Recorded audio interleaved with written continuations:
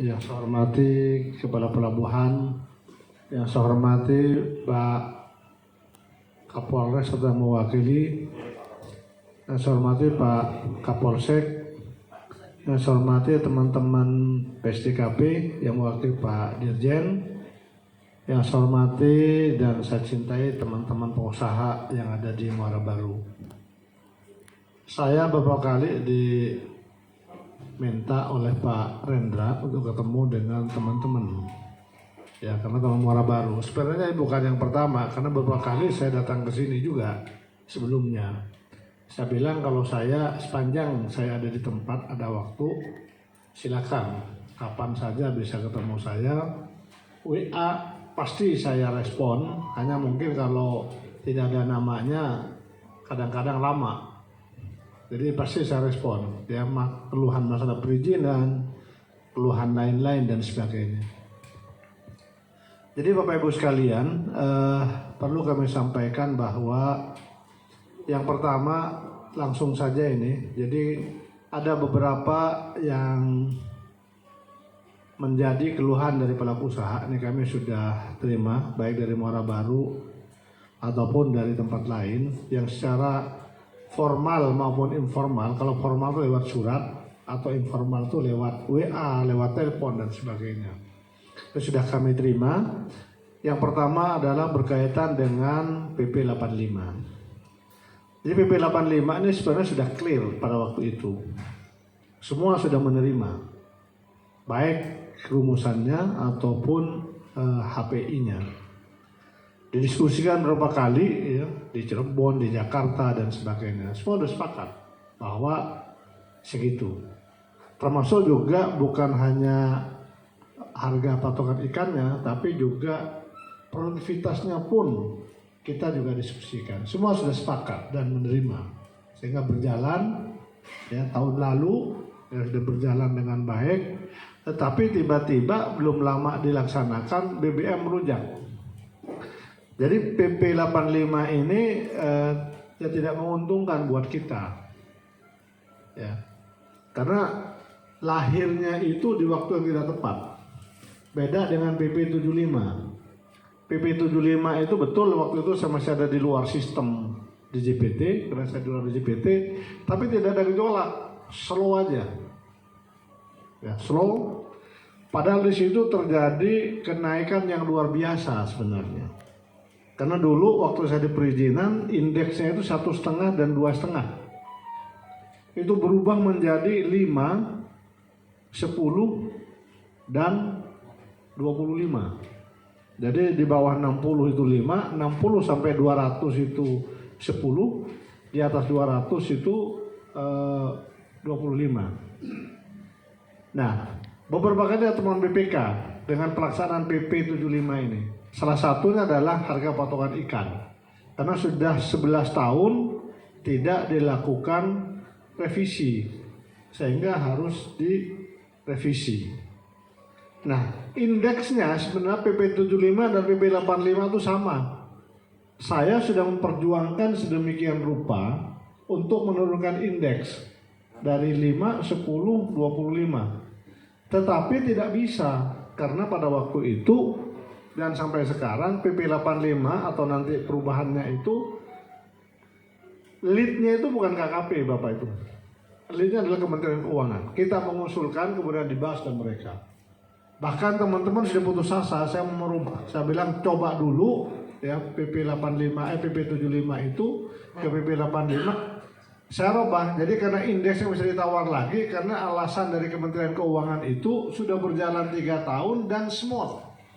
Tidak ada gejolak, tidak ada apa. Artinya udah menerima pelaku usaha, ngapain dirubah-rubah lagi gitu. Ini sejarahnya begitu. Tapi saya pikir kalau misalkan indeksnya 25%, kalau 10% pada waktu itu saya hitung masih masuk. Saya punya hitung-hitungannya. Ya. Jadi persen, kemudian cume, saya punya hitung-hitungannya dari perguruan tinggi. Ya. Biaya operasionalnya itu antara 37 sampai 67 kalau nggak salah. 67% maksudnya, 37% sampai 67%.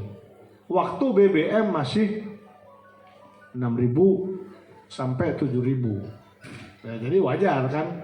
Nah kemudian naik ya, sehingga saya minta hanya range yang mampu saya naikkan. Oke, 25 tetap ada, tapi 25% itu bukan 200, tapi saya buang ke atas 1000 dengan asumsi saya bahwa kapal-kapal lokal itu tidak ada yang di atas 1000, sehingga yang 1000 itu kita nggak ada yang kena dengan 25%. Itu maksimal yang bisa saya perjuangkan pada saat itu.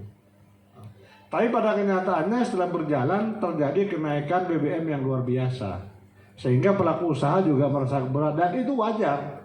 Jangan bapak-bapak, saya juga punya usaha juga sama. Bahan baku naik, malah kalau saya itu ke pasar itu tidak 2 minggu saja saya tidak ke pasar, melunjak Pak, terkaget-kaget juga. Dan saya sudah lama nggak belanja bahan bangunan, kemudian keperluan restoran dan sebagainya. 2 minggu saya belanja, kaget naiknya banyak sekali. Ya, nah ini sama dengan bapak-bapak. Jadi kenaikan BBM itu bukan hanya kenaikan BBM-nya toh, tapi akan implikasi juga terhadap perbekalan dan sebagainya. Dia pasti akan naik. Nah sehingga wajar kalau pelaku usaha itu sekarang menuntut diturunkannya indeks tarif ini. Ya. Nah sehingga terjadi gejolak di sana sini karena indeks tarif ini sebenarnya sudah kami lakukan. Revisi PP 85 ini sudah 3 bulan atau bahkan 4 bulan yang lalu sudah kita garap Pak. Ya. Saya kemarin saya tunjukkan kepada teman-teman yang dari Pantura. Inilah buktinya bahwa saya sudah berkirim surat, kemudian dibahas, kemudian ada respon dan sebagainya. Itu sudah 4 bulan yang lalu, bukan kita diam. Ya, artinya keluhan pelaku usaha sudah kami respon. Tetapi memang merubah PP ini tidak mudah. Ya. PP 75 ke PP 85 itu 3 tahun loh. Baru selesai. Ya. Nah ini kondisinya. Nah atas dasar itu saya tanya kepada teman-teman kemarin, mungkin di sini sama. Kita akan berkutat dengan perubahan indeks atau penurunan PNBP secara keseluruhan. Saya tawarkan yang PP PNBP secara keseluruhan penting turun. Nah, cara penurunannya ada 2. Yang pertama kita nurunkan indeksnya atau nurunkan pengalinya. Kalau kemarin pakainya kan HPI. Saya tawarkan kemarin di forum Pantura, mudah-mudahan nanti sama ininya. Mereka sudah menandatangani berita acara di kita. Mereka setuju karena kalau bisa merubah indeks ini, ya kalau merubah indeks ini waktunya lama. Ada 2 alternatif ya untuk merubah indeks. Yang pertama bisa merubah indeks itu kalau PP 85 dirubah. Jadi harus revisi PP 85. Kalau tidak merevisi PP 85 nggak bisa. Sepanjang itu masih diberlakukan, mohon maaf saya bilang, saya tidak bisa menurunkan. Karena kalau saya turunkan itu adalah korupsi. Nah kalau korupsi, masa saya tidak terima duit juga di borgol sama KPK kan begitu. Nah itu kondisi 1. Kemudian yang alternatif kedua, kita bisa menurunkan indeks ini melalui PP 85 juga. Di PP 85 saya pelajari terus ya, karena ada proses pelajari. Ada celah nggak sih kira-kira untuk menurunkan itu? Kami lakukan Pak, diskusi. Nah di pasal 17 itu ada celah. Coba baca, di pasal 17 itu memungkinkan Menteri Kelautan dan Perikanan itu untuk menurunkan indeks. Caranya bagaimana? Harus berkirim surat kepada Menteri Keuangan dengan berbagai macam alasan. Alasannya ada 4. Di lampiran PP 85 pasal 17 silakan baca, ada 4. Kita coba yang bisa masuk sebagai alasan untuk menurunkan indeks itu dari 4. Itu yang kira-kira bisa kita usulkan ada 2. 1 itu adalah untuk pada kondisi darurat. Saya akan menggunakan penurunan BBM itu sebagai kondisi darurat, sehingga diturunkan ketidakmampuan dari pelaku usaha. Itu salah satu alasannya. Alasan kedua adalah untuk menjaga pertumbuhan ekonomi. Karena semuanya begini semua, karena ini akhirnya pertumbuhan merosot, sehingga kita alasannya adalah untuk menjaga stabilitas pertumbuhan ekonomi, maka itu akan jadikan alasan. Sudah kami konsepkan suratnya. Ternyata setelah kita koordinasi dengan Kementerian Keuangan 2 hari yang lalu, itu bisa ditempuh. Tapi paling tidak masih perlu waktu, karena harus merubah permen. Nah merubah permen ini Bapak Ibu sekalian, ya ada ibunya nggak? Nggak ada ya? Jadi ada tuh. Jadi merubah permen ini juga tidak mudah, karena permen sekarang harus sampai kepada presiden. Saya pengalaman kemarin merubah permen itu, yang namanya permen PIT itu udah setahun nggak jadi-jadi. Jadi lama juga. Nah sehingga kalau menurunkan indeks ini cukup perlu waktu. Nah kemudian alternatif kedua untuk menurunkan PNBP ini harus kan PNBP indeks kali nilai produksi kan begitu. Ini. Nah nilai produksi ini sekarang dirubah menjadi HAI, harga acuan ikan. Nah harga acuan ikan ini sudah diotak-atik. Pak Menteri sudah menginstruksikan kepada saya, coba cek kalau misalnya pakai HPP, harga pokok produksi.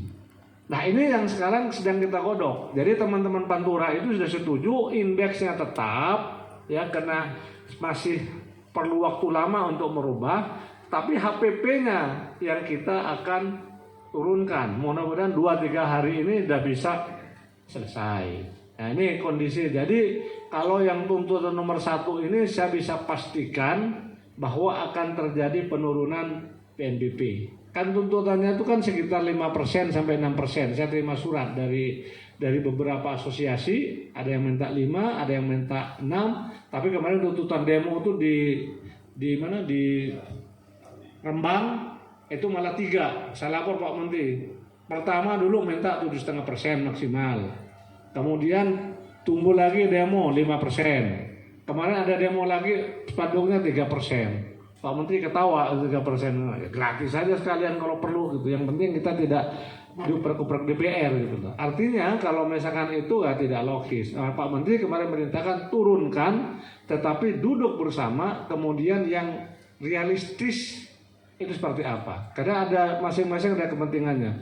Pelaku usaha berkepentingan agar usahanya bisa sustain jalan, kemudian pemerintah juga ada kepentingan harus mendapatkan pemasukan dari situ. Nah ini yang sedang kita lakukan. Yang pasti ada penurunan. Mudah-mudahan mendekati ke 5% kalau dihitung dengan yang ada sekarang. Itu hasil kesepakatan kemarin. Nah kemudian yang kedua adalah yang berkaitan dengan PIT. PIT ini sampai hari ini PP-nya belum ditandatangani presiden, tapi sudah masuk. Ya, di situ diatur yang namanya PIT itu adalah penangkapan ikan terukur yang tujuannya tidak lain untuk menjaga kelestarian lingkungan dan sekaligus sustainability dari para pengusaha sendiri. Jadi ini harus kita lakukan. Ya. Jadi kalau misalnya kita ini obral terus kuota tambah kapal, yang rugi siapa? Kalau pemerintah nggak rugi, tambah kapal ya sudah bayar. Apalagi kalau kemarin praproduksi, tambah aja terus. Dan ini sudah terjadi di kasus apa? Kapal cumi. Saya nggak tahu di sini ada nggak cumi yang ke Arafura. Masih untung nggak sekarang? Tahun ini imbang.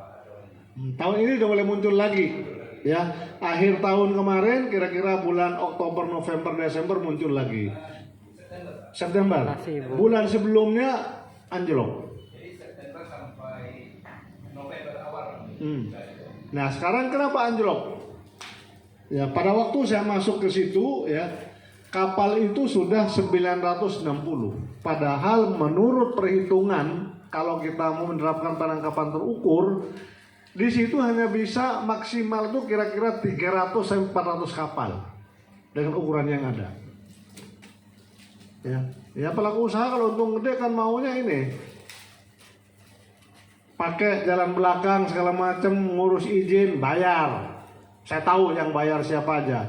Ada yang bayar 300 juta, 200 juta, itu masa lalu ya. Sehingga keluar izin sampai sekarang tuh menjadi 960 kapal. Akibatnya apa? Ya rugi semua. Nah seperti ini jangan sampai terulang lagi. Kalau nanti dinyatakan itu tertutup, dan ini saya ingin membuat itu terbuka Pak. Jadi semua nanti alokasi itu tidak ada bim salah bim. Alokasi itu kita kalau perlu umumkan. Ya, misalkan di 572, 573 kita umumkan zona 3 ini ada sekian juta ton. Kapal yang beroperasi di situ ini kuota yang sudah dipakai sekian. Nah, masih ada sisa kuota. Nah, sepanjang masih ada sisa kuota, silakan minta. Tapi begitu kuota dinyatakan sudah full, maka pemerintah pun tidak boleh mengeluarkan izin baru dan boleh dikontrol oleh pelaku usaha. Karena yang dirugikan adalah pelaku usaha kalau misalnya nambah lagi tadi.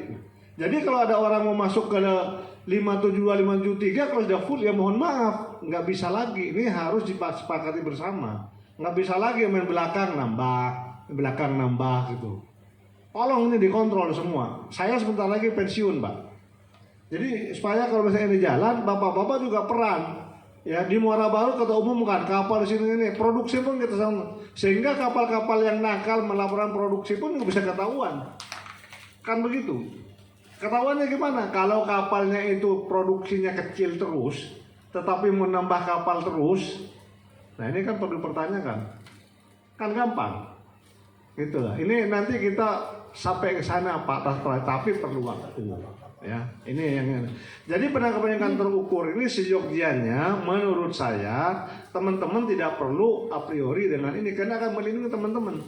Nah sekarang kepada siapa kuota diberikan? Ini yang simpang siur di luaran sana. Dari dulu saya katakan bahwa kuota yang ada itu kita berikan pertama kali kepada nelayan-nelayan lokal, nelayan-nelayan kecil. Berapapun yang mereka butuhkan sepanjang itu digunakan untuk menangkap ikan, semampunya dia kita berikan. Nggak peduli, ya. Berapapun yang dibutuhkan. Jadi nelayan-nelayan yang di Kali Adem apa itu berapa dia ini, kasih aja. Kapal kecil minta setahun 50 ton kita kasih. Tetapi kalau tidak sampai segitu ya jangan nuntut segitu dong, mampunya berapa maksimal. Jadi kita serahkan kepada ini. Kemudian setelah itu terpenuhi, ya, baru kita berikan kepada seluruh kapal-kapal yang ada yang dimiliki oleh perusahaan. Ya, bukan perusahaan, kapal-kapal yang di atas 30 di atas 10 JT ya, 5 JT. Semua kita kasih, Pak, tanpa kecuali, ya. Tanpa kecuali, hanya kalau misalnya sudah full tadi, seperti misalnya cumi sudah full, ya jangan minta sana lagi biar nggak rugi semua, kita akan batasi. Ya. Kalau misalnya mau mati sama-sama, ya sudah kita umumkan. Ini mati sama-sama karena kesekian. Nanti kalau misalnya ini satu keluar, ya sudah. Jadi tahap awal seperti itu. Jadi kita batasi, bukan berarti membatasi usaha bapak-bapak semua. Ya, jadi ini adalah untuk kesinambungan pelaku usaha supaya dia yakin bahwa tahun depan dia juga masih ada ikan yang akan ditangkap. Karena kapal sudah dibatasi. Nah sekarang bagaimana kalau misalkan bapak-bapak itu kekurangan kuota? Ini pembelajaran tahun pertama ini kan masih sesuai diberikan dengan bapak-bapak semua. Minta 200 beda. Ternyata nanti dapatnya itu hanya 150. Ya tahun depan ya ini kan tetap meminta 200 sampai 150. Oh sekarang lagi musim ikan mau nambah 200 karena kuota ini kan diberikan setiap awal tahun, Pak. Setiap awal tahun. Jadi tidak ada pembatasan, oh batas sekian nanti.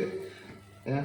Tapi kalau memang sudah full nanti, yang namanya terukur itu, kalau katakanlah sekarang 2 juta ton, ya, ini sudah ada yang pegang semua nih. Bapak-bapak, Pak Jim pegang 10.000, 100.000 dan seterusnya. Kemudian bapak itu di tengah jalan kuotanya habis, ya nggak boleh nambah. Tapi kalau ada kuota yang belum digunakan, boleh nambah. Kan begitu. Pokoknya maksimal 2 juta. Nah sekarang yakin nggak bahwa itu akan kita habiskan semua? Tidak. Jadi kalau 2 juta ton kuota yang ada di sana, kita tidak akan habiskan dijual semua 2 juta ton. Pasti ada, ada cadangan lah.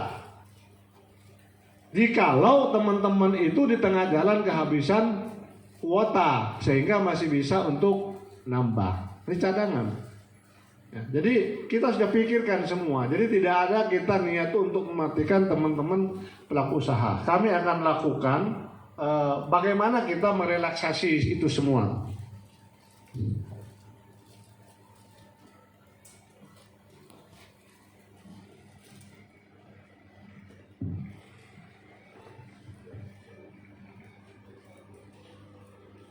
Ya, oke Pak Menteri. Pak Rendra dari dulu saya jadi staf, Pak Rendra sudah kenal saya. Sampai saya sekarang jadi dirjen tidak ada perubahan. ya saya ceplos-ceplos begini saja. Kalau ngomong juga ya begini Pak, dari dulu. Ya, kita diskusikan, ayo kita diskusikan apa. Jadi tidak ada bahwa wah dirjen sekarang susah, nggak ada. Makan pun juga sama Pak. Kalau malam bisa belanja masih makan di Perelangan itu. Ya, pakai topi, pakai celana pendek, saya belanja di situ. Karena saya punya rumah makan yang kadang-kadang saya harus cari ikan. Jadi Pak Mono kan nggak pernah lihat saya, karena saya biasanya masuk situ jam 7 gitu. Pak Mansur juga pernah lihat saya gitu. Jadi tidak ada berubah Pak. Jadi ayo kita sama-sama, jangan sungkan, jangan segan untuk ini. Nah itu yang berkaitan dengan PIT. Ya. Nah untuk kuota ini kita berikan itu setiap kapal ya kuota. Nah kapal itu tidak bisa subsidi atau tukar-tukaran kuota antar kapal jika kapal itu tidak dalam satu siup. Kan terukur Pak. Jadi Pak Jim punya 10 kapal. Ya, kapal A dapatnya 10, kapal pohon totalnya sekian. Jadi antar kapal yang dimiliki pengusaha boleh tukeran. Tapi kalau dengan pengusaha lain nggak boleh. Atau yang pemilik kapal perorangan juga tidak boleh tukar sama orang lain. Makanya kita berharap yang perorangan itu membentuk bukan korporasi, koperasi atau satu lagi konsorsium. Sehingga nanti konsorsium itu bisa tukar, ada jalan keluarnya semua Pak, bukan untuk mematikan. Karena kalau misalkan perorangan satu bisa tukeran, itu bukan terukur lagi namanya, sama aja dengan yang sekarang itu. Nanti ikannya juga nggak bisa dikontrol gitu. Nah ini tujuannya pengontrolan itu. Jadi supaya teman-teman itu bisa melakukan kontrol terhadap jumlah ikan yang diambil sehingga usahanya tuh langsung terus berjalan. Ya, jadi orang lain nanti kalau full nggak boleh lagi masuk. Si A mau nambah lagi kapal atau ada usaha baru mau masuk nggak bisa Pak. Nanti kita umumkan itu di website atau di pelabuhan-pelabuhan bahwa di sini sudah full. Kan enak kan? Jadi tidak ada dusta di antara kita. Nah, kalau sekarang kan Bapak nggak tahu 572 Pak Jim minta, bilang aja saya habis. Karena saya masuk kapal Pak Jim kan tolak dengan alasan kuota habis. Bapak nggak tahu. Tapi nanti kalau diumumkan nggak bisa lagi. Nggak bisa main-main, habis ya nggak bisa, nggak ada kok di situnya. Jadi nggak bisa ditolak yang seperti itu. Nah begitu juga nanti kapal-kapal Bapak yang akan mendaratkan di pelabuhan, kalau produksinya nakal melaporkan itu juga akan ketahuan. Sesama teman-teman juga bisa ketahuan. Karena kita akan publish nanti kapal A datang tanggal sekian, produksi sekian, ini sekian, ini sekian, sehingga 1 tahun itu kelihatan, oh kapal ini sekian. Jadi kita sudah harus semakin terbuka. Yang kita bisa tingkatkan ada bagaimana melakukan efisiensi. Itu berkaitan dengan kuota. Jadi clear kuota bahwa semua akan dapat dan tidak ada pembatasan. Seseorang diberikan, dikecilin dan sebagainya. Tergantung kepada permintaan dan kemampuan dia untuk merealisasikan dari kuota itu. Ya. Kalau tadinya saya itu agak galak Pak, saya nggak mau ada calo dan sebagainya, sehingga tadinya saya bikin syarat macam-macam tuh. Minimal kalau usaha baru investasinya 300 miliar, 200 ya, 200 miliar. Tapi kan ditentang semua. Padahal tujuan saya itu melindungi yang ada. Kalau yang ada nggak perlu lagi bicara investasi duit, karena sudah ada kapalnya, tinggal hitung. Ada uang muka dan sebagainya. Tapi sekarang semua sudah tidak ada. Ya, jadi ada perubahan-perubahan. Nah kemudian berikutnya adalah yang mendapatkan pertanyaan dan resistensi berkaitan dengan pelabuhan Pangkalan. Nah ini kan teman-teman kan pasti sama nih. Kemarin saya dapat informasi itu Muara Baru mau dikeringkan, kemudian ada kapal di situ gitu. Nah ini sedang kita godok. Yang pertama adalah tujuan daripada ini itu untuk meningkatkan efisiensi. Kenapa? Kalau misalnya bayangkan saja kalau kapal dari Muara Baru, ya kapal tangkap Muara Baru nangkap di Arafura, ya kemudian di Arafura itu kembali ke Muara Baru, itu kan paling tidak itu perlu waktu kira-kira sekitar 3 minggu ya, 3 minggu. PP sudah 1,5 bulan, kan gitu. 2 minggu, 1 bulan, belum lagi stay di sini. 2 minggu misalnya. Berarti hampir habis itu kira-kira 2 bulan habis tidak melakukan penangkapan. Kemudian BBM juga sama. Ya, ini dari segi efisiensinya. Kemudian yang dipikirkan Pak Menteri juga ingin meredistribusi pertumbuhan ekonomi dari perikanan. Karena ini ada protes dari teman-teman yang ada di timur, ya, dari Maluku, kemudian dari Papua dan sebagainya. Mereka protes. Mereka merasa punya banyak ikan, tetapi mereka tidak pernah mendapatkan manfaat dari itu semua. Nah, sehingga Pak Menteri meminta semua ikan yang tangkap di sana wajib didaratkan di sana. Bukan dijual, Pak, ya. Wajib didaratkan di sana. Nah, masalah dijual atau tidaknya, mau dibawa kerja boleh, tapi menggunakan kapal angkut. Kemudian di mana dia harus memperhitungkan PNBP-nya? PNBP itu di sana.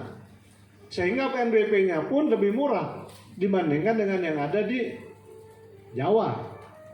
Kan begitu, Pak. Harga di Jawa kembung katakanlah sekarang 20.000. Di sana kan mungkin 15.000 atau 10.000. Sehingga dasar perhitungannya adalah menggunakan dasar nilai ikan yang ada di sana. Nah, sekarang bagaimana kalau misalkan kapal-kapal angkut tadi? Kapal angkut ini kemarin di PP 5 kalau tidak salah itu kan dibatasi OPP, itu salah. Kami perbaiki sehingga kalau kapal angkut tuh, kalau kapal angkut dari laut ke pelabuhan tentu kita batasi, Pak, ukurannya. Karena kalau tidak dibatasi bahaya. Udah dibatasi kemarin ada yang minta itu dari tengah laut ke sini ukuran 1000 JT. Saya bilang nggak bisa. Saya nggak keluarkan izinnya. Tapi kalau pot to pot itu nggak usah dibatasi. Mau 1000 JT, mau 2000 JT sepanjang pelaku usaha menganggap bahwa itu efisien, ikan yang diangkutnya banyak, ya boleh saja. Karena semakin besar, saya kira kalau itu full ikan yang diangkut, biayanya akan makin murah. Nah, ini juga kan ongkos angkut juga makin murah. Jadi ini, Pak, yang berkaitan dengan itu. Nah, sekarang kemana saja pelabuhan yang boleh di ini juga sama, masih masih simpang siur. Ya, seakan-akan kita ini mau atau diperdaya oleh beberapa pemilik pelabuhan. Karena diantaranya ada pelabuhan swasta yang ditetapkan sebagai pelabuhan perikanan.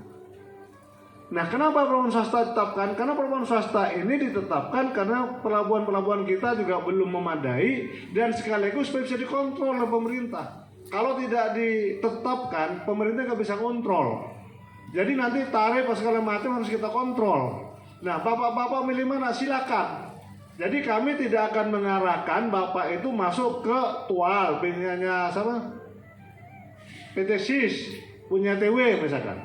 Kita nggak akan sampai ke sana. Silakan pilih, karena di tual itu ada 2, ada BPN, ada PT SIS. PT SIS punya. Tapi kalau misalnya PT SIS pelayanannya lebih bagus, lebih murah, lebih efisien, pelaku usaha mau ke sana, boleh, silakan. Tapi tidak ada intervensi kita. Oh, kalau misalnya tidak berbangkala di sana, izinnya sulit, nggak ada. Mau di PPN, silakan. Nah, bagi teman-teman yang sudah punya kemampuan untuk mengelola pelabuhan, kami buka sekarang. Pelabuhan-pelabuhan di timur itu silakan dikelola oleh swasta. Jadi kalau ada teman-teman yang berminat untuk mengelola pelabuhan, silakan minta. Katakanlah sekarang mana? Timika. Silakan minta. Kalau punya pemerintah pusat kita akan lakukan. Kalau Pak Jim, HMPN misalnya, HMPN ini punya kemampuan, beberapa orang berhimpun di situ, sudah HMPN itu saya akan kelola pelabuhan, katanya sekarang Sibolga misalnya, boleh. Kuasai itu pelabuhan itu, mulai dari operasionalnya semua, kita serahkan. Fungsi pemerintahan yang hanya dilakukan oleh pemerintah, fungsi bisnisnya boleh dilakukan swasta. Ya, jadi silakan, kami akan buka itu. Jadi bukan kita ini mau memaksa perusahaan atau kapal untuk masuk ke pelabuhan-pelabuhan tertentu. Ini nggak ada, Pak. Ya kalau ada nanti tolong sampaikan ke saya. Semua bohong tuh. Jadi aturan yang kita bikin itu netral. Silakan bapak-bapak itu kalau misalkan nanti di zona 3 yang di Arafura itu kita akan pelabuhan ada 7 misalkan, pelabuhan ini silakan pilih satu di antara yang 7. Nah ini kan. Nah nanti kita bisa. Nah sekarang pertanyaan berikutnya pasti ini, bagaimana kalau pelabuhan itu belum siap? ya kan? Belum ada cold storage-nya, terus pembelinya tidak ada dan sebagainya. Jangan khawatir, kita sudah siapkan di situ. Manakala pelabuhan itu tidak memenuhi syarat, kita tidak akan paksakan, dan ini sudah akan kita cantumkan di dalam PP. Tidak bisa pemerintah tuh memaksakan menggunakan pelabuhan tertentu yang di situ tidak memenuhi syarat. Ya, bagaimana memundurkan ikannya kalau misalkan cold storage tidak ada? Bagaimana menurunkan ikannya kalau misalkan orang mau jual tidak ada yang beli dan sebagainya? Jadi itu sudah diantisipasi di dalam PP itu sudah disebutkan. Jadi ada pengecualian. Nah sekarang bagaimana Muara Baru? Ini yang saya ini kan ntar lagi juga saya akan rapat ya.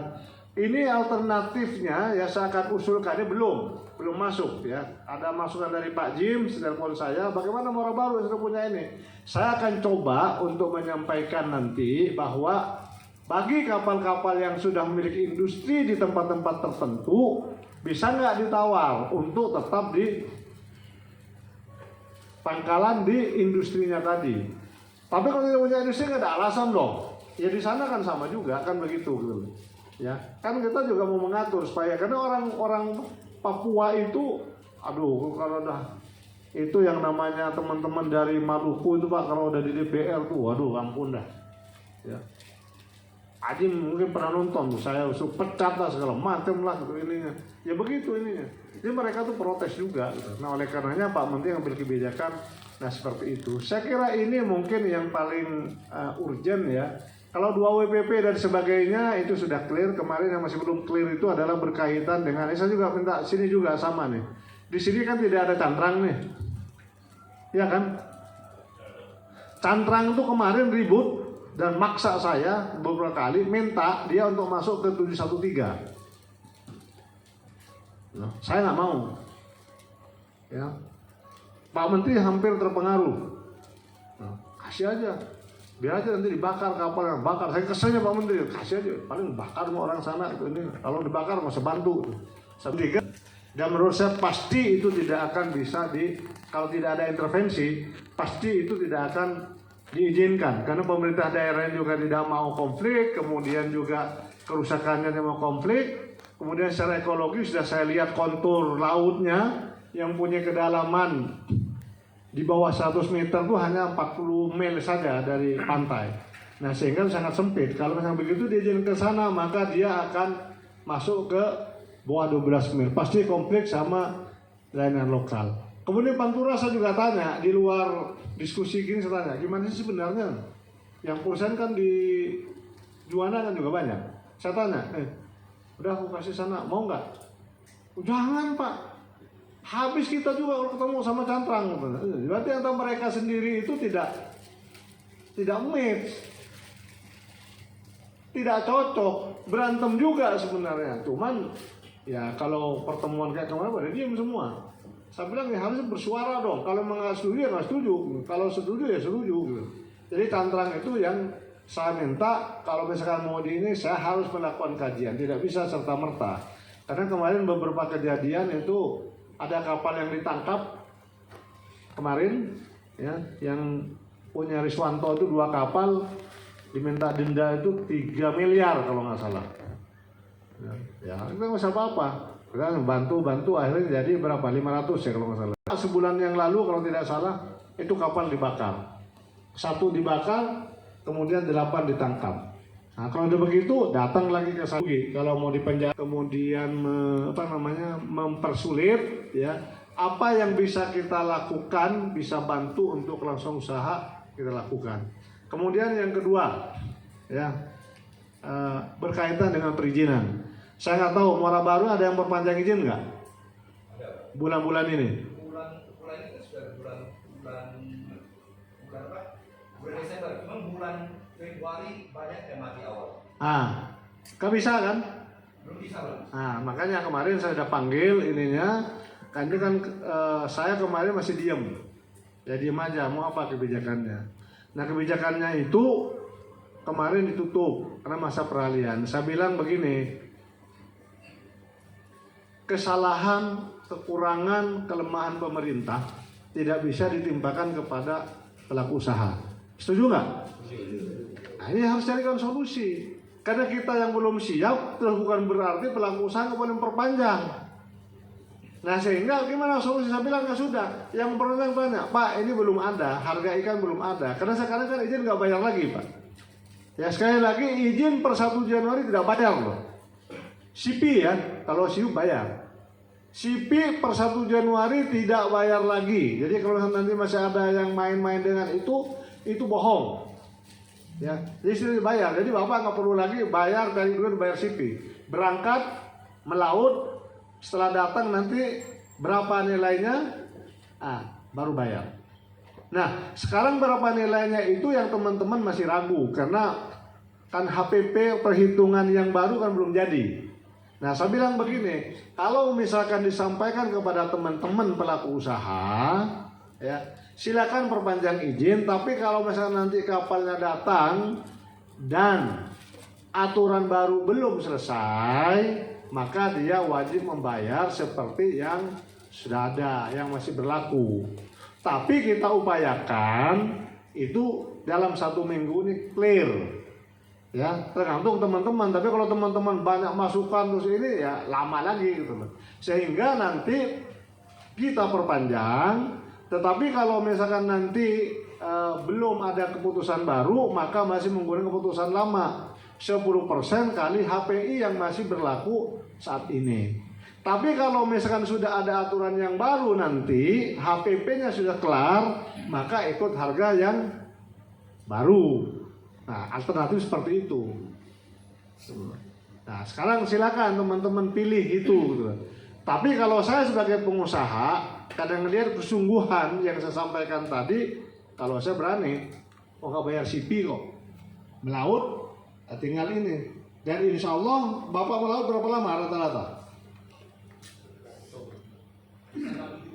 Apalagi 6-7 bulan, pasti jadi lah itu aturan baru. Penurunan PMBW pasti terjadi. Ini yang dikhawatirkan kan ada kapal 30 JT yang dekat-dekat itu, ya. Misalkan dia 1 bulan atau 2 minggu, 2 minggu tiba-tiba ada pulang, ada ikannya, kan harus bayar.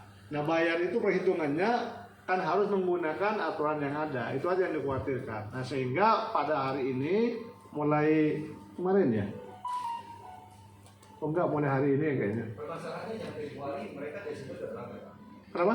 Yang mati Februari, bulan Desember atau bulan Januari awal mereka sudah berangkat. Masa kapal itu di laut. Tanpa izin? Dan dengan izin, bahkan mati. Oh masih Februari? Karena masih Februari mereka nggak mungkin tunggu, mereka sudah istirahat 1 bulan. Nggak mungkin mereka tunggu 2 bulan lagi sampai istirahat. Ya, nah kalau yang begini tinggal kita diskusikan. Kalau misalnya kita ada sambung rasa, saling mengerti, tidak saling curiga, pasti bisa diselesaikan, Pak. Kan begitu, pasti bisa diselesaikan.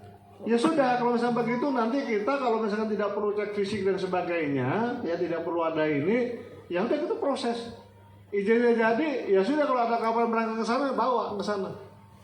Begitu tengah laut, sudah ada izin baru. Berarti prabayar dulu Pak, kalau yang Februari. Kenapa? Berarti Februari prabayar dulu. Enggak dong, per 1 Januari sudah menggunakan pasca. Sudah nggak bayar lagi izin sekarang. Nggak perlu bayar izin. Nggak perlu bayar sekarang. Jadi ngurus ya, ini mekanismenya karena ini sekarang sudah ini masih menggunakan pasca, belum ke PIT ya. Kalau PIT kan harus pakai sistem kuota. Karena ini belum diberlakukan PIT, maka masih menggunakan pasca. Jadi pasca diberlakukan dulu. Jadi tidak perlu lagi pakai kuota dulu sementara. Bapak ngurus apa namanya? Ngurus CP saja. CP urus tanpa bayar, keluar, silakan berangkat. Nah, nanti begitu pulang ke sini bawa ikan baru bayar. Saya kira ini ya pengantar dari saya. Silakan kalau masih mau diskusi supaya jangan ada distorsi gitu. Silakan, ini jam 2 saya harus ikut ini dulu nih.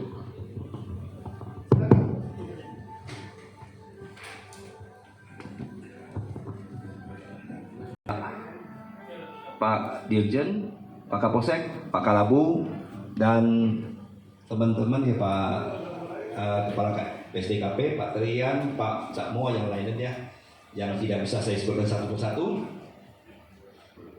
Tidak usah perkenalkan, nama saya Jameson, Ketua HMPN.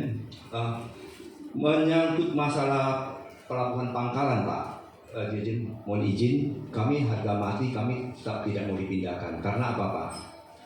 Data 5 tahun yang lalu, kapal di bawah 30 GT, kapal seluruh Indonesia itu ada 600.000 kapal. Data yang terbaru ini, kapal seluruh Indonesia itu 1.200.000 kapal. Tapi yang 1.200.000 kapal yang data yang sekarang ini masih saya ragukan. Tapi yang 600.000 kapal yang waktu saya masih di HNSI, saya sering keliling-keliling, itu memang banyak sekali. 600 kapal itu minimnya. Jadi 600.000 kapal, izin pusat itu cuma 5.000 kapal. Kalau dipotong 5.000 kapal, berarti total kapal di bawah 30 GT, berjumlah 595.000 kapal. Itu masih data lama 5 tahun yang lalu. Artinya, kalau kita bagi rata di 33 provinsi, berarti satu provinsi itu ada 18.000 kapal. Bukan kapal nggak ada di ini, makanya sorry saya nggak bilang Pak Menteri nggak pinter, saya bilang Pak Menteri bukan orang perikanan. Makanya bapak-bapak yang ada di perikanan harus kasih masukan bahwa di daerah bukan tidak ada kapal, ada. Malah per provinsi lebih dari 10.000 kapal. Nah, pangkalan kami kalau pindah ke sana akan terjadi gesekan. Bahkan di daerah-daerah seperti Popo, mana itu mereka cuma nggak bisa bongkar kapal.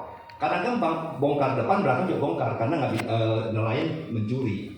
Seperti dipindahkan ke Sibolga, itu maksimum cuma bisa 100 kapal, maksimum. Itu belum lagi nelayan-nelayan yang lain.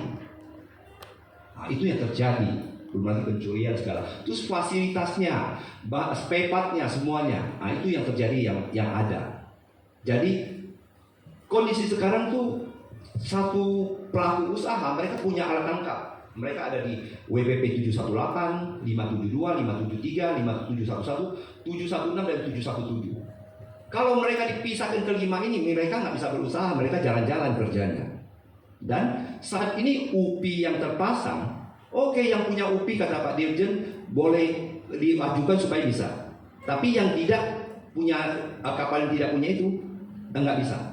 Kalau kita cuma bekerja dengan kapal milik kita sendiri untuk cold storage yang cuma berapa ratus ton dengan kapasitas ribuan ton, bahkan ada yang 10.000 ton, sama juga kita rugi. Jadi kenapa cold storage ini UPI ini tidak bergabung? Bukan karena kemampuan kapalnya perusahaan itu untuk berlayar menangkap ikan, tapi berdasarkan kerjasama dengan kapal-kapal yang di Muara Baru. Sehingga Muara Baru ini saat ini ada 70 pengolahan, belum termasuk cold storage kecil dan yang lain-lain. Kapasitas pasang untuk cold storage sekarang itu 125.000 sampai 170.000 ton. Jadi kalau cuma punya kapal, contoh yang punya kapal pengolahan 70, anggap mereka punya 200 kapal pengolahan. Dikali anggap 1 bulan 100 ton lah, anggap. Kali 200 cuma 20.000 ton, itu 1 bulan. Padahal kapasitas terpasang itu 125.000 sampai 170.000 ton. Kalau kita berusaha, bukan bilang oke, kalau 125.000 ton 1 tahun segitu, tidak. Kalau kapasitas 125 sampai 170 ton, turnovernya makin banyak, dia efisiensi untungnya makin banyak. Contoh, kalau 125.000 ton, kita bisa dalam 1 hari keluarin 60.000 ton. Besok masuk lagi 60.000 ton, artinya turnovernya banyak. Mainnya itu di sana.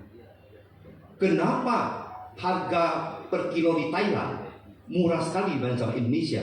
Saat Indonesia sudah mencapai 15 rupiah sampai 20 rupiah. Sedangkan Thailand masih 6 rupiah, 6 sampai 8 rupiah ya per kilo. Masih 6 sampai 8 rupiah. Di samping listriknya murah, turnovernya juga cepat. Jadi pemerintah membawa saya bikin cold storage, apakah efisiensi lagi? Menghambur-hambur uang. Seperti juga kita membangun infrastruktur. Ketika kita bangun infrastruktur Trans Jawa, Trans Sumatera bagus. Tapi ketika kita bangun di Papua, ya habis. Satu hari ada berapa kapal, berapa mobil yang lewat. Jadi nggak sempat break even, jalan sudah rusak. Contoh, ini hanya contoh. Jadi kita bangun cold storage lagi di tempat lain, akan makan bukan tambah untung, tambah buntung negara kita ini.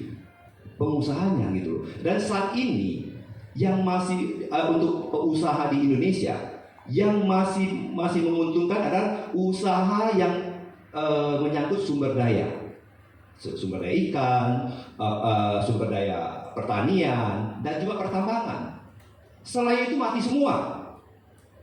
Kita saat ini perikanan kita masih di dua dilema. Satu, kita ketika ikan-ikan seperti cakalang dan baby tuna asosiasi saya, setelah diproses Pak, saya jual ke Amerika sama Eropa, kena tarif 12 di Amerika 12,5%, Eropa 20,5%. Dibanding sama Vietnam sama Filipina cuma 0%. Pemerintah tidak pernah memperjuangkan. Saya boleh katakan pemerintah tidak berhasil atau tidak pernah memperjuangkan perikanan kita. Dan saat ini kelihatan peraturannya kelihatan tuh menyusahkan kita. Kita yang sudah tenang-tenang berusaha di sini dengan UPI yang ada, dengan apa? Kenapa kita harus pindahkan? Soalnya kita ada kapal angkut, kita angkut sana. Kenapa? Saya bilang kita bisa angkut dari Visigon ke sini, efisiensi banyak sekali. Ketika kita mau pulang, waktunya kita langsung bawa ke sini, efisiensi dan nggak repot-repot. Kita masuk Dobo Pak, cuma bisa 2 kapal Pak. Masuk Dobo itu bisa 2 kapal. Selain itu kita itu di luar, itu pun pelabuhan pemerintah, 2 kapal cuma bisa. Kita ke Merauke juga susah, nggak cuma bisa berapa kapal. Yang paling hebat lagi ketika kita sana, Bapak tahu kalau kita makan di sana, waktu kapal kita masuk di Merauke, apa yang terjadi? Datanglah orang native di sana, mabok-mabokan, tenteng golok. Mereka tidak minta duit, tidak minta apa. Mereka cuma sana minum, liatin kalian aja. Ya kalau kalian kasih uang sedikit, oh enggak, kami nggak butuh uang. Tapi kalau banyak saya nggak tahu gitu. Ini yang terjadi di lingkungan, setiap lingkungan. Jadi yang usaha tuh Pak, apa yang Pak Menteri pikirkan karena dia bukan orang perikanan belum tentu seperti apa yang saya pikirkan dan teman-teman usaha perikanan. Kami anggapnya kami nggak efisiensi, kami bisa bertahan berkembang sampai sekarang. Saya yakin nggak perlu pemerintah mikirkan bagaimana efisiensi. Kami lebih mengerti cara kami berefisiensi untuk usaha kami. Yang penting pemerintah harus mendukung kami. Jadi pangkalan tuh harga mati kami yang sudah ada di sini kalau dipindahkan. Saya sudah bicara sama teman-teman, perjuangan kita akan terus. Sampai saya sudah bilang sama Pak Kapolres hari pertama bilang saya kalau sampai ada tumbal saya James Sen siap ditangkap siap apapun, mati pun saya siap. Saya bilang sama Pak Kapolsek, daripada usaha saya bangkrut, anak saya bilang bapak saya goblok, usaha perikanan yang tinggal ke laut tangkap ikan punya hasil ini bangkrut. Mati lagi kena stroke, mendingan saat ini saya berjuang. Ditembak anak saya ngomong bapak saya luar biasa pahlawan, berjuang untuk perikanan dan mati ditembak sama aparat. Itu yang terjadi, saya siap, saya jujur aja. Karena apa? Usaha perikanan kami tahu cara bekerja. Pemerintah hanya birokrat, dukung kami. Bukannya buat yang macam-macam itu untuk yang katanya intervensi kami punya usaha seperti apa atau kuota segala itu tidak penting. Dan kami berani katakan yang penting pemerintah nggak menyusahkan kami, siap lawan asing, nggak perlu asing masuk. Itu yang kami lakukan. Kami selalu ngomong. Hari ini dulu memang asing banyak masuk zaman Taiwan dan kami menyerap cara kerja mereka. Akhirnya apa saat ini? Taiwan terpinggirkan bukan sejak Ibu Susi ngusir mereka, bukan. Mereka terpinggirkan karena kita sudah transfer teknologi ke kita lawan ke mereka, kita biaya kecil, mereka biaya besar karena asing harus datang dengan apa segala. Kita menang lawan mereka, sudah terbukti. Itu yang terjadi. Jadi untuk pangkalan kami sudah harga mati, kami akan berjuang sampai kapanpun, bukan hanya kapal yang punya UPI, seluruh kapal. Setuju teman-teman? Itu yang kami perjuangkan. Kedua, masalah PNBP. Kami selama pertama zaman Ibu Susi, benar kata Pak Dirjen, kami naik 4 kali lipat Pak. Zaman Pak Dirjen kami naik 2 sampai 4 kali lipat juga, sama sebenarnya sih. Ya ada Pak. Di Cumi Pak, di Cumi naik lagi Pak. Jadi di Cakalang kami naik 96%. Di Cumi Timur yang seharusnya naik 600% jadi naik 200%. Di Cumi Barat itu naik sekitar 200% juga. Jadi Cakalang 96% sekitar. Jadi kami juga ada naik-kenaikan sih Pak. Walaupun tidak se-ekstrim sebelumnya, tapi tetap ada naikan. Tapi di dunia usaha mana itu seperti dalam waktu hanya 8 tahun kami naik sampai 8 kali lipat, sampai 10 kali lipat. Ya itu yang terjadi. Soal PNBP bayar belakang kami mohon bisa indeks di 5%. Kalau seandainya dijadikan, kami tidak nuntut 2%, 3%, kami 5% dengan harga high yang seimbang, karena di sana ada ikan bagus, ikan jelek, ikan AC, ikan tsunami, ikan itu bermacam-macam, ikan sangat itu. Jadi itu perlu dipikirkan baik-baik, karena kondisi kita yang sudah susah yang seperti ini, kita harus pemerintah harus mendukung kami lah. Kondisi saat ini kami sudah sangat susah. Kedua, masalah Pak Dirjen ada ngomong masalah pasal 17, benar. Pasal 17 itu adalah pintu kita untuk melawan minta PP Tuliman diringankan. Itu khususnya di pasal 17 B. Di sana ketika kondisi darurat PNBP boleh 0%. PNBP boleh 0% kalau kondisi darurat di PP 8 17B. Saya waktu itu di Zoom saya pernah ngomong, ketika yang jawab ya mantan Pak sekarang Pak siapa ya Pak siapa saya lupa tuh, mantan kepala sekarang SDI ya kalau nggak salah ya, saya lupa Pak siapa. Jadi saya bilang kalau kondisi kita 3 tahun ini kena COVID, ini saya rasa COVID ini kondisi darurat enggak ya? Tapi katanya COVID nggak kondisi darurat, saya bingung karena berapa puluh ribu orang Indonesia mati karena COVID. Tapi Bapak yang itu bilang COVID itu tidak kondisi darurat, tidak force major. Ketika perang Ukraina dan perang Rusia terjadi, saya bilang itu juga force major, itu juga darurat. Kenapa saya bilang darurat? Itu pengaruh sampai seluruh Indonesia, seluruh dunia. Karena minyak dunia melonjak dari harga sekitar 5 sampai 6 ribu, melonjak sampai 17 ribu. Apakah itu kondisi tidak darurat? Kita darurat. Jadi ketika kita pakai PP 85 17B, di sana bisa 0%. Bukan hanya bisa ngajuin Pak izin Pak Dirjen, tapi bisa 0%. Jadi di sini sebenarnya PP 85 sebenarnya juga banyak memperhatikan kami, kita harus jujur ngomong, karena ada 17B. Kalau ketika 17B, karena kalau kondisi darurat kita diizinkan 0%. Nah, saya harus bilang saat ini Muara Baru ini kalau seandainya pindah sekitar 32.000 sampai 40.000 ABK akan pindah dengan kondisi kapal sekitar 1.200 kapal. Karena sisanya kan ada 1.250 kapal. Karena sisanya 200-an kapal itu kan di bawah 3 UGT. Saya nggak tahu di kemanain karena asosiasi saya kan hanya selama ini memperhatikan 3 UGT ke atas. Nah, dengan kondisi tenaga kerja di Indonesia hanya di dalam wilayah ini sekitar 50.000 orang. Berarti total sudah 100.000. Dan selama ini dalam 50.000 ini ada sekitar 1.000 pedagang ikan yang ada di PIM. Mereka bukan pedagang ikan untuk konsumsi, direct to konsumsi, tapi ini mereka pedagang ikan untuk distribusi. Jadi mereka dagang ikan yang beli dari Bogor, Bekasi, Tangerang ke sini beli. Nanti ketika kapal ini pergi, mereka bukan pedagang ikan untuk distribusi lagi. Mereka akan menjadi pedagang konsumsi.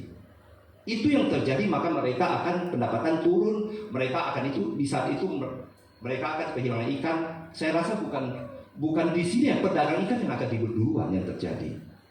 Jadi dengan 1.460 kapal di Jakarta ini, menghidupkan sekitar 50, selain ABK itu juga menghidupkan sekitar 50.000 roda perekonomian yang ada di Muara Baru ini. Ketika kita dipindahkan, apakah efeknya lebih bagus daripada kondisi kami sekarang ini? Belum lagi ketika dipindahkan matinya ubi-ubi. Ini harus dipikirkan, Pak. Dan kami yang main kapal, main ubi, semua rata-rata pinjam uang bank, Pak. Karena pengusaha ikan itu beda dengan perusahaan lain. Ada duit bukannya ditabung, ada duit bikin kapal lagi, kalau atau enggak bikin pengolahan. Itu yang terjadi, makanya itulah sifat pelaut perikanan. Mereka tuh petarung, berani tarung dan nggak pikir panjang. Itu yang terjadi. Jadi kami harap untuk upi-upi yang dihadirkan semua itu, kami harap harga mati. Kami juga menolak untuk dipindahkan, dan kami peraturannya lama untuk apa? Saya terima kasih sama Pak Dirjen, memang sejak beliau ada, saya harus akui perizinan sangat cepat. Benar teman-teman? Kita aplaus dulu Pak Dirjen. Kita kita akui. Apa yang baik akan kita ngomong baik, tapi apa yang tidak baik harus kami mengutarakan, daripada usaha kami bangkrut kemudian. Perekonomian di daerah ini, bahkan juga ketika kami demo ada yang isu kapal asing mau masuk sini, ada Muara Baru, Muara Angke mau dicari rumah mewah, banyak sekali kami disusupin sama orang-orang, sudah disusupin sekarang. Tapi ya kita sependapat ada yang datang, Pak, Bapak tahu nggak kenapa? Karena ini Muara Baru ini sama pemerintah pusat mau dijadiin rumah mewah. Nanti orang-orang konglomerat yang ambil Muara Baru, Muara Angke, ada yang sampai datang ke kita ngomong seperti ini. Ada yang ngomong satu lagi, ini nanti asing masuk sini, kuota sama mereka. Ada yang ngomong lagi, nanti yang dapat kuota Perindo. Pokoknya kita macam-macam dimasukin supaya kita itu ribut. Jadi kita tidak ini, kalau James ini saya hanya memperjuangkan perut saya dan perut anggota. Tapi soal ribut itu bukan spesialisasi saya. Spesialisasi saya memperjuangkan hidup rakyat, bukan untuk melawan pemerintah. Ya, jadi soal kami hanya memperjuangkan soal pangkalan kami harga mati. Kami minta indeks di 5% dengan perhitungannya apa. Terus satu lagi kami juga menolak kuota karena kami menangkap ikan, hari ini dapat ikan, besok angin datang dengan tanpa kita tahu kapan badai datang, kapan ini. Kita lihat, kita sudah 3-4 bulan di 572 nggak bisa nangkap ikan karena gelombang gede, kapal kita kecil, nggak terlalu seperti kapal asing seperti itu. Jadi ini yang jadi permasalahan, Pak. Kita kadang dapat, kadang tidak. Jadi kami kalau kuota itu kami nggak bisa apa. Kita tidak seperti tambang, Pak. Kasih kuota, korek berapa sudah ada per jam berapa, itu berapa, kita tidak. Dan satu lagi kalau PNBP, kenapa mereka cuma 4%, Pak.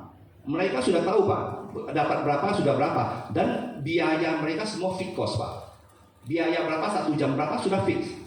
Kalau kami perikanan ada tambah variable cost. Kita cari di sana nggak ada, kita pindah tempat, minyak jalan, perpindahan itu sudah variable cost. Itu. Jadi kita hanya biaya tetap, biaya tambahan banyak. Solar itu sendiri. Jadi kami mohon Pak Dirjen bisa memperjuangkan buat kami. Memang kelihatan indah, Pak, tapi sesuatu yang indah kelihatan itu belum tentu baik buat kami gitu loh. Nah, jadi sekali lagi kami menyatakan menolak dengan sangat kami menolak kuota, juga kami menolak pangkal dipindahkan, dan untuk PMBP kami minta 5%. Nah, ini yang pangkalan baru ini sudah terjadi masalah, Pak. Yang dulu bongkar di Tanjungwangi, ya. Waktu itu kami beli air cuma Rp6.000 per liter per ton, 6.000 per ton. Kami bongkar di Banyuwangi, di Masami punya Aminoto, tahu nggak Pak? Air 1 ton berapa? 1 ton 300.000 dibanding Tanjungwangi 6.000. Dan katanya untuk awal-awal kami kasih diskon 200.000. Ini ada minusnya lagi. Sudah dari 300 1 ton air itu, belum lagi dia bilang solar kena biaya untuk itunya 300 sampai 500 rupiah per liter solar. Jadi untuk pindahkan ini sudah terjadi sudah terjadi monopoli, sudah terjadi perugian nelayan, sudah markup harga, sudah apa. Jadi belum jalan ini program yang dijalankan pemerintah itu sudah timbul masalah, Pak. Jadi ini IDK jangan sampai pangkal ini sudah dipindahkan, nanti terjadi bakar-bakar kapal besar, nanti terjadi penusukan di Merauke, nanti terjadi markup harga, itu salah siapa? Jadi dulu ya, saya mau. Oke. Jadi harapan saya adalah seperti ini. Jadi saya rasa ini saja ya, teman-teman. Ada tambahan? Pak Rendra mau bicara. Ini saya cuma kesimpulan adalah kita pangkalan harga mati, kita menolak kuota, dan kita minta maksimal 5% ya indeksnya. Ini saja. Terima kasih.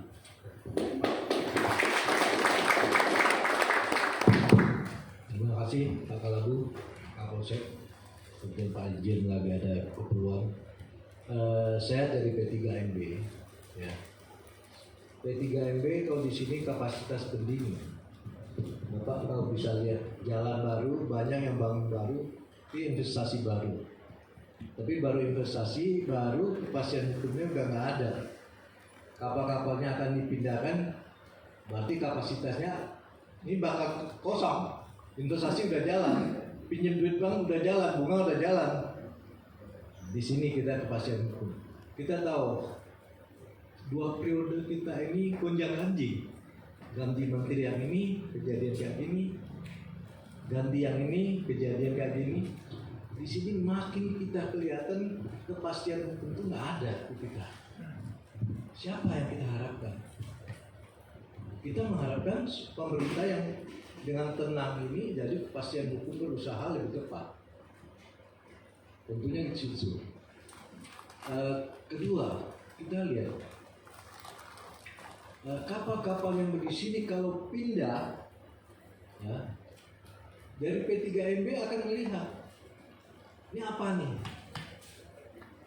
Kerugian udah di mata kita kalau ini benar-benar terjadi. Disitulah tentu sebagai seorang pengusaha akan melihat ini bukan kita profit. Masa depan kita lebih baik, makin suram lagi. Seperti tadi isu-isu yang didengar akan masuknya investor asing, saya kira di sini ketidakpastian makin nampak.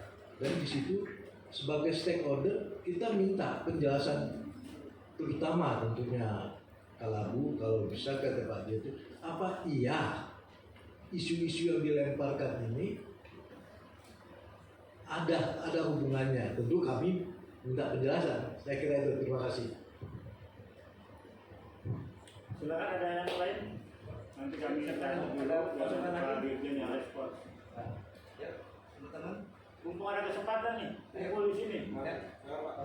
Ayo. Apa saja undang-undangnya silakan sampaikan. Silakan.